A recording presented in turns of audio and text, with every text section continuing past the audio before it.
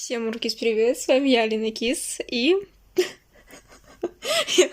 я предстаю перед вами в очень необычном для себя образе, и в целом вообще для вас тоже, но мы идем на Аватар 3, и это будет сегодня мини-влог, поэтому вот такой сегодня образ, сейчас более детально еще покажу.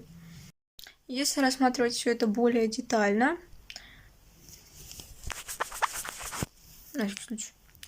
то получается это вот такие вот сплетенные украшения, сережки. Тоже сама сделала.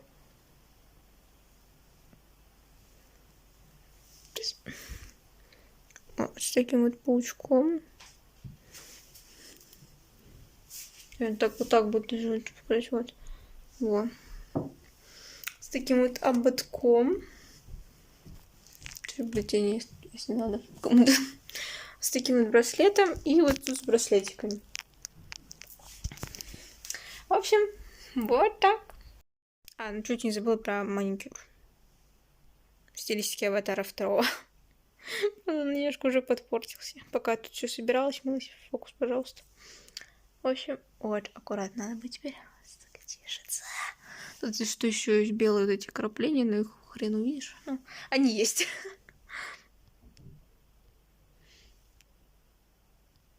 В общем, собираемся, едем. Туда у меня нельзя, вот так как сейчас у них тут 15-летие. И романс из Саджи Бойс. Вот так. Что ж, я на месте. Без всех остальных атрибутик это выглядит, конечно, странновато. Вроде оно живо. Просто путешествие. А мы тем временем поднимаемся. Короче, получилось так, что мы попали в пробку, и я приехала намного позже, чем вообще изначально планировалось. И теперь фильм идет 3:35 минут. 3 часа 35 минут. И как бы теперь вопрос, успею ли я вообще его посмотреть до того, как все перестанет работать. В общем, вот такие вот пироги. А вот и наше место, куда мы прибыли. Извиняюсь. Погнали. Саша, вот, стоп, чего? Реально, вот я на 19:15. Конечно, продолжать. О, так. Ну, поехали. Центр 7. Где-нибудь вот сюда захерачим. Да, жесть. Почему-то пиковая дама, да, изначально будет. Ну, хз, ладно. Ну, давай, что-то. Это я туплю. Во.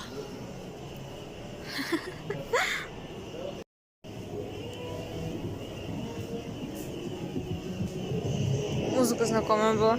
Короче, вот, все, я приобрела билет. Пойдемте немножко преобразимся. И все. Пойдем на Аватар.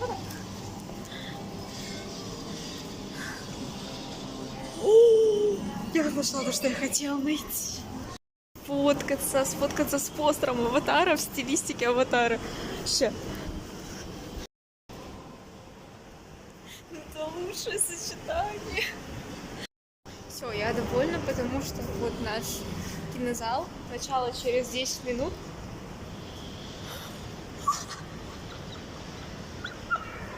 Я прям умею столик выбирать. Я не видела, кстати, этого. Там, кстати, на обратной стороне был Зверополис. Я очень приблизилась чуть-чуть. Осталось где-то сколько? Минут 8-7. В общем, я в предвкушении, потому что я очень ждала 3-ю часть, очень жду 4-ю и 5-ю. Надеюсь, что она будет так же. Я еще перед всем этим пересмотрела 1-ю и 2-ю часть, поэтому у меня свежее восприятие всего мира. Поэтому я, к сожалению, все много чего спойлернула, но все же я очень рада, что все будет так. Я так не могу просто.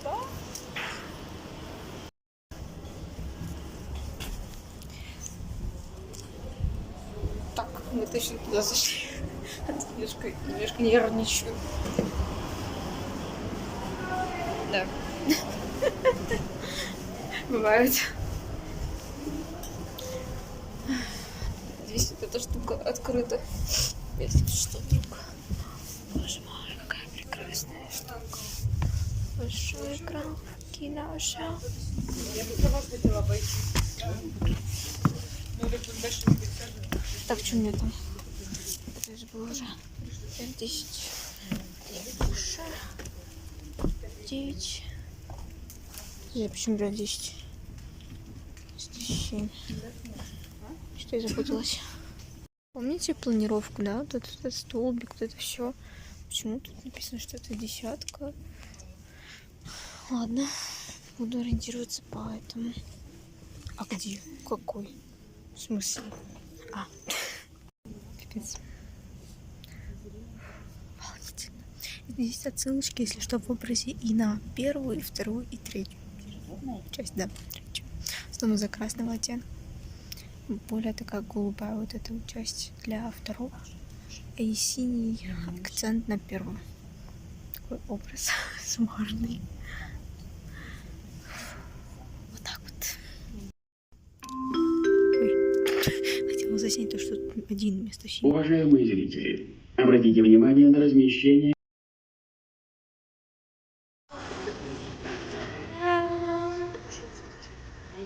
Это было невероятно круто.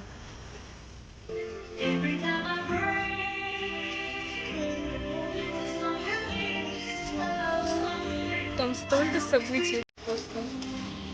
Во-первых, я не верю, что я это делаю все это время. О, мои ноги, я их не чувствую. Пипец. Они затекли. Но это того стоило. Боже мой,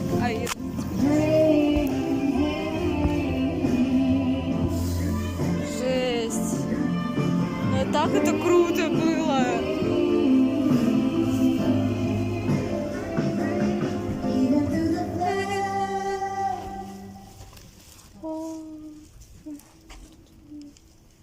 Сцена будет? Видимо, нет. Сцены после титров нету. О, мои ноги. Пипец. Ну что ж, это было залпом. Это было интересно. Я буду потом еще просматривать, чтобы полноценно еще понять сюжет. А теперь нужен туалет. Я теперь знаю все. Пока весь собор. Так. Теперь главное отсюда выйти. Я просто в шоке. Там просто смешали все. Если что, будут спойлеры, наверное, вы в курсе, что будет все в спойлерах. Потому что там и битва Пеликана, и вот это племя огня, и вообще все вот это вот. Просто такая интересная тема, что пипец. Так. Ну понятно, эскалаторы не работают. Это потому что здесь это был лифт. По закрытому вот это. Ну что? Ну это прикольно. Спусто.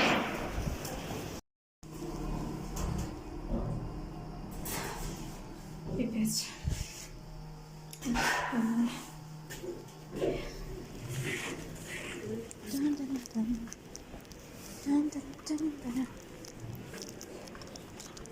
Все.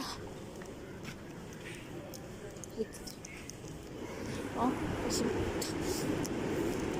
Так, все, видно.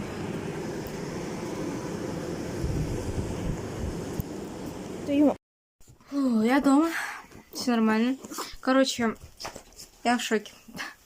Официально я в шоке, потому что я не ожидала некоторых моментов. Например, Варанг. Я думала, что она будет в меньшей степени того, что в итоге показали насчет нее. Это вообще просто, это был просто отдельный респект за нее просто. Она получилась очень классная, прям. Ее батл с Найтири, это вообще просто на протяжении всего фильма, это просто что-то с чем-то. Тот, я помню, читала перед тем, как что жена продюсера плакала 4 часа. В целом, я понимаю, из-за чего, но мне хотелось пока только увидеть, когда Тайлунг приплывает на свет вместе со своей единственной выжившей... Господи, забыла, как ее зовут. Нет, ладно. Не буду экспериментировать. Я помню картинку, но не помню ее как зовут. В общем, что как он там все это рассказывает о том, что она как это пережила, как они пытаются поменять эти правила. Это вот единственный момент, который прям меня очень сильно растрогал. Все остальные моменты мне было волнительно тогда, когда ранили на Итире. Я такая, блин, просто... Наверное, это не так сильный эффект был, потому что я немножко спойлернула себе некоторые моменты фильма. Но то, что я спойлернула, оказалось совсем не так, как я себе это представляла, если честно. Насчет Варанка и... Я просто его по-своему называю, Крюкович. Я его так называю. Тогда он... Орич как-то вот, короче. Или проще Майлз. В общем-то, это полковник и антагонист на протяжении всех фильмов. Вот их взаимоотношения. Я, честно, думала, что это будет немножко по-другому, но в итоге оказалось, что это достаточно обширно. Как он стал частью них, это просто... Как они вообще все это объединили, это просто отдельный, просто... взрыв мозга. Просто я пытаюсь еще переварить эти 3,5 фильма, точнее, 3,5 часа этого фильма, поэтому я еще могу что-то упустить. Такие самые топ для меня моменты, это тогда, где Нетаям летает с Лоаком, в самом же начале, и на протяжении вообще как их там взаимодействия. Потом, когда Лоак приплывает с Паиканом, чтобы переубедить совет, то, как он вообще взаимодействует с ним, все вот эти моменты. То, как на Итире постоянно соперничает Варанг, это просто что-то с чем-то. И просто отдельный для меня респект насчет Крюковича, неважно. Это то, как он относится к Пауку. Это просто отдельное. Просто из-за этого мне, кстати, понравился вот этот именно персонаж, потому что спойлер ко второму части... Ну, не спойлер ко второй части, имеется в виду спойлер вообще того, что мы не знали. У меня после просмотра второй части, в самый первый раз, когда я смотрела, меня возненавидела Паука за то, что он спас ему жизнь. Потом же эту тему с Пауком раскрыли это в третьем фильме, я к нему поменяла полностью свое отношение. Но именно тема Паука с Крюковичем поменяла и отношение к самому этому персонажу. Человеческую версию ненавижу до сих пор. Это мой нелюбимый персонаж. Как антагонист он прикольный, но он такой себе. Но Нави-версия это вот. Вот это прям вообще просто топчик. Все, что нужно. Вообще, боже мой, какой все-таки он настырный, пипец. Напряжение 3 фильмов гоняется с этим, как Вок с Алластером, вот честно, то же самое. Короче,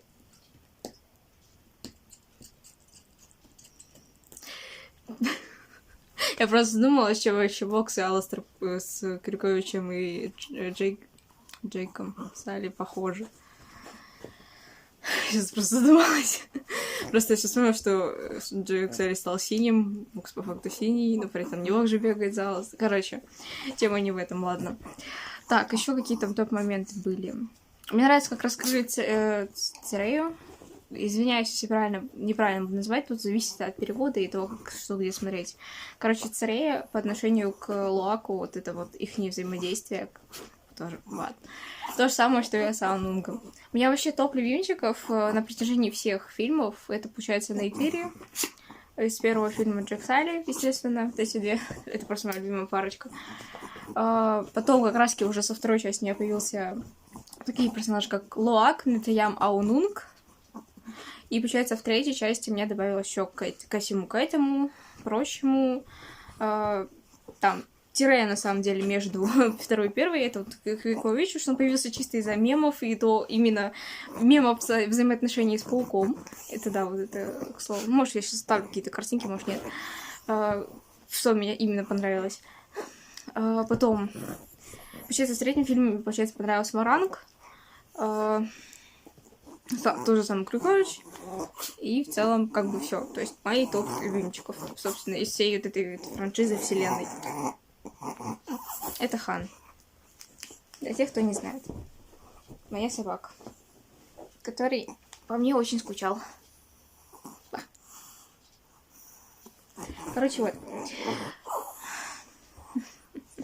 Очень скучал. Короче, что еще топ таких моментов, которые прям запомнились? Господи, Луак, когда посрался с отцом еще при первом совете. Господи, сейчас вспомните, как их зовут всех. Тайлунги. Вроде так, короче.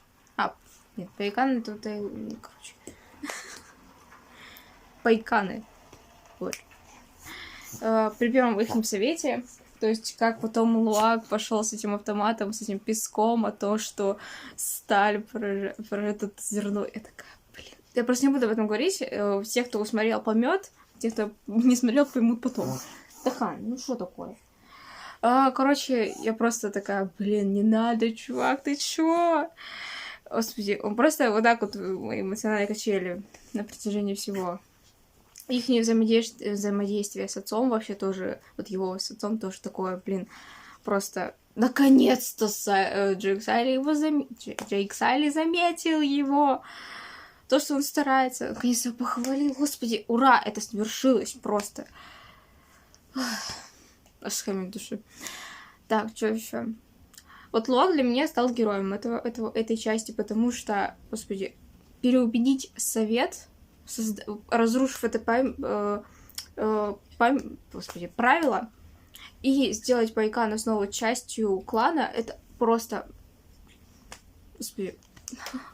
Еще в этой части возвращается Трук Макто.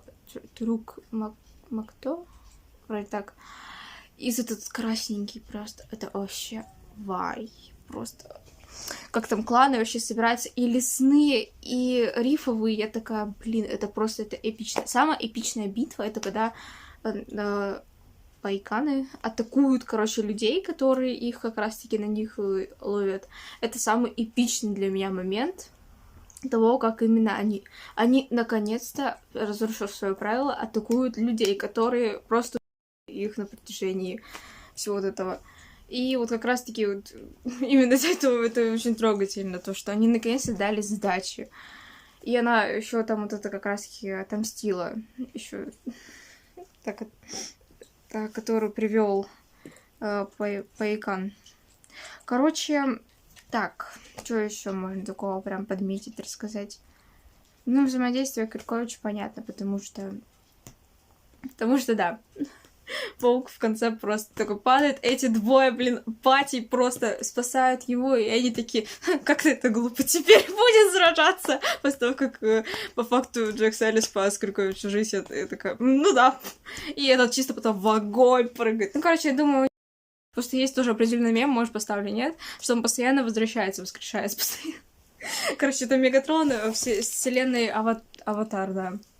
Мегатрон, там еще кто-то, Зейн. Короче, вот. Из таких персонажей, которые постоянно вроде как возвращаются. Что еще можно такого прям подметить? Да вроде бы все. Мне единственное, что не понравилось в этом фильме, так это то, что мало показали Аунунга. Блин, это просто... Его показали... Хорошее качество показали, то есть показали во второй части немножко плохие в некотором смысле качества. А в этой части показали прям полноценно хорошие. Только хорошие, кстати говоря. И это как бы плюс. Но, блин, его мало. Очень мало. Еще один, кстати, такой огромный для меня плюс, то, что много показали Нетаяма. Даже если то, что его уже нету, как бы, ну, именно для них в живых, его достаточно много показали, и это очень кайфово. Плюс раскрыли Эйву и Кири. Вот просто это отдельное тоже. Как Эйва, блин, повела всех вот этих вот и на людей пепла, и на вот это тоже был эпичный момент. Но как Кири воскресила, точнее, подарила новые легкие пауку, вот этот момент стоит отдельного внимания, потому что это прям меняет все. Все там были в шоке, потому что такого не происходило никогда. Но это породило и новые проблемы в том, что паук стал мишенью для того, чтобы все люди смогли дышать там. Да. Еще хочу дополнить кое-что насчет паука и его новых легких, которые сделали его наполовину Нави, при этом оставаясь человеком. Ведь у него выросла... Я забыла официальное название этой косички, которая может устанавливать связь со всем живым, в том числе и с Эйвой. И это просто... Я была в ахрене, когда вот так вот отодвинули, и там реально этот кусок вот этого начала. Я такая... Как? Вообще. И это просто... Он реально стал наполовину Нави, только наоборот получилось. Если раньше у нас были Нави бывшие люди, то теперь человек стал Нави как бы внутренне, но не физически. А в честь всех до этого мы видели именно физически, но не морально. Короче, не морально, это внутренне, короче, они все равно оставались людьми. Тут, получается, как-то все наоборот получилось. Паук, типа, наоборот как-то все поменял. Ладно, немножко сложно, наверное, объяснить, но, короче, вот, это то, что я хотела дополнить, и то, что я в шоке с этой, в принципе, темы. Но очень интересно, как в итоге все будет развиваться, потому что теперь, по факту, его приняли в клан. Конечно, пока только в мире Эйвы, но, наверное, примут и как, в принципе, в целом. Везде. Но это 6, конечно. Официально я в шоке с этого факта. Вот. Но, по крайней мере, надеюсь, что прекратится атака на Аиканов. Потому что нету больше вот этих вот как раз-таки главных. Интересно вообще, кто будет антагонистом? Неужели опять Варанг? Потому что Варанг-то выжила. И только Кири дала ей сдачи просто... Только как ее косичка вот эта вот такая, как змейка такая чисто. И чисто... Это которая...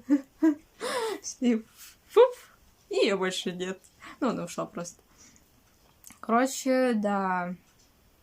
Фильм стоит однозначно внимания. Это прям факт. Фух.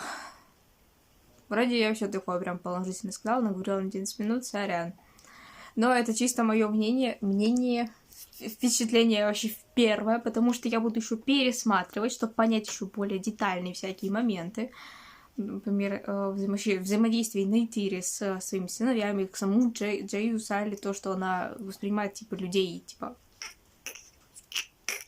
Особенно. А но потом, как она меня... Вот, я вспомнила. А когда потом меняет свое отношение к пауку, пытаясь, точнее, спасать ему жизнь, хотя она, на самом деле, бы не спасла, но благо Джейкс не совершил эту ошибку. И в итоге, как она пытается спасти... Просто... это просто такое сильное продвижение персонажа. А то вообще... Нейтири очень сильный персонаж. Ее, несмотря на то, что ее очень сильно ранили, в этой как раз части, что я очень сильно тоже переживала в какой-то степени, потому что, опять-таки, из-за спойлеров я знала, кто плюс-минус. На самом деле, одну смерть я вообще не ожидала, что ее покажут, ну, что она вообще будет. Это один из друзей, получается, царей Ианунга, Луака, ну и так далее. То есть этот чувак, может, покажу. Я просто не помню, как его зовут. Вообще не помню, как его зовут, но вот это не ожидала его увидеть. Я знала только матери Аунунга и как бы в основном все. И то, что появится у него сестра. Да я не знала, при каких обстоятельствах, хотя я примерно догадывалась. В итоге немножко все это подтвердилось, кроме одной теории. То, что я думала, что он сначала родит, а потом пойдет в бой. А вторая теория, как раз говорила, то, что во время того, что вот как раз-таки она будет смена ранена, она родит, и как бы все. Надо будет это как-то слово заменить, вроде как его не особо любят. В общем, покинут этот мир.